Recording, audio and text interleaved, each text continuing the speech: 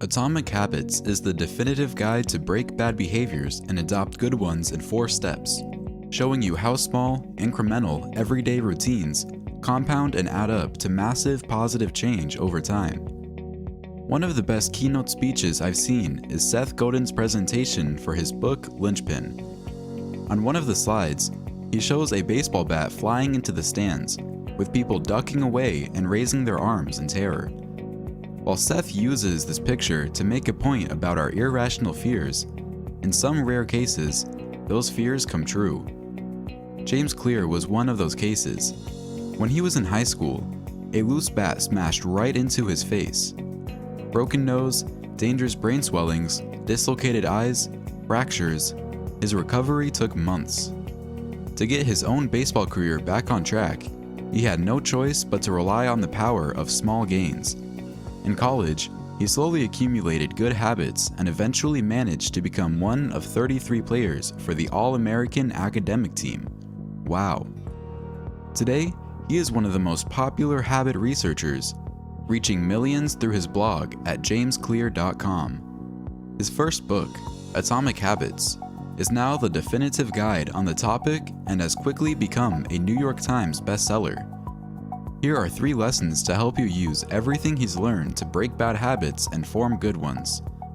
1. Every time we perform a habit, we execute a 4-step pattern: cue, craving, response, reward.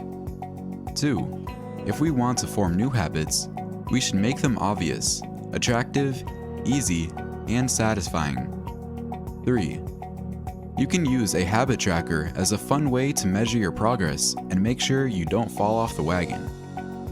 Let's see what it takes to form new habits by learning from a true habit master.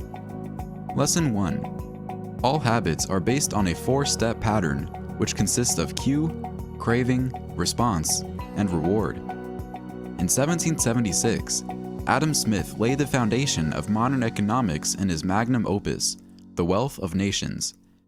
One of his most famous observations is that, in a free market system, all workers naturally maximize their own society's welfare, even if merely acting in their own best interest. He is in this, as in many other cases, led by an invisible hand to promote an end which was no part of his intention. When it comes to habits, James suggests that environment is the invisible hand that shapes human behavior. That's why a prompt is always the first step in performing any habit. It may not always be external, but most of the time it will be. Then, 3 more stages follow to complete the 4-step pattern. 1. Cue. A piece of information that suggests there's a reward to be found, like the smell of a cookie or a dark room waiting to light up. 2. Craving. The motivation to change something to get the reward, like tasting the delicious cookie or being able to see. 3. Response. Whatever thought or action you need to take to get to the reward. 4. Reward. The satisfying feeling you get from the change, along with a lesson whether to do it again or not. There are several popular methodologies that try to predict how and why we do what we do, such as Charles Duhigg's habit loop, Gretchen Rubin's 4 tendencies, or B.J. Fogg's tiny habits behavior model. James offers a more refined version of what Duhigg described in The Power of Habit, and while all of these approaches are different, none of them are mutually exclusive. Lesson 2. To form habits, you must make them obvious, attractive, easy, and satisfying. From the 4-step pattern he suggests, James then derives 4 laws of behavior change, which correspond to one part of the loop each. Here they are, along with some ideas for how you can use them to facilitate good behaviors and make bad ones harder. 1. Make it obvious. Don't hide your fruits in your fridge. Put them on display front and center. 2. Make it attractive. Start with the fruit you like the most, so you'll actually want to eat one when you see it. 3. Make it easy. Don't create needless friction by focusing on fruits that are hard to peel. Bananas and apples are super easy to eat, for example. 4. Make it satisfying. If you like the fruit you picked, you'll love eating it and feel healthier as a result. You can apply these to all kinds of good habits, like running, working on a side project, spending more time with family, and so on. Conversely, do the opposite for bad habits. Make them invisible, unattractive, difficult, and unsatisfying. For example, you could hide your cigarettes, add financial penalties, get rid of all lighters, and only allow yourself to smoke outside in the cold. Lesson 3. A habit tracker is a fun and easy way to ensure you stick to your new behaviors.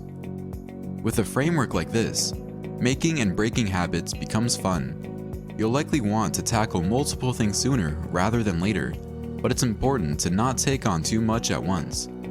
An easy way of keeping yourself accountable without becoming overwhelmed is to track your habits with a habit tracker. The idea is simple. You keep a record of all the behaviors you want to establish or abandon, and at the end of each day, you mark which ones you succeed with.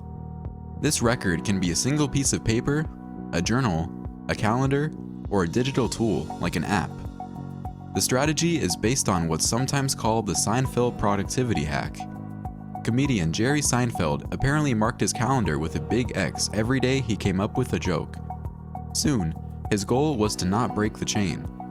It's a simple but effective strategy to help you build good habits. And since habits are the compound interest of self-improvement, that's a process we should all start today. In conclusion, when it comes to changing our behavior, we all need to find out what works for us. That said, there are several scientifically proven strategies we should all try first. Atomic Habits is a complete, fun, engaging, and simple to understand compendium of those strategies. I highly recommend you make it your first step when wanting to learn about the science of habits. If you like audiobook summaries, you can check the description of this video. There, you can find a link that gives you a free trial of Blinkist, which is the best platform to get book and audiobook summaries. Check the link in the description below to try it for free. Would you like to download the PDF abstract file of this audiobook summary? Just check in the description of this video to get it for free.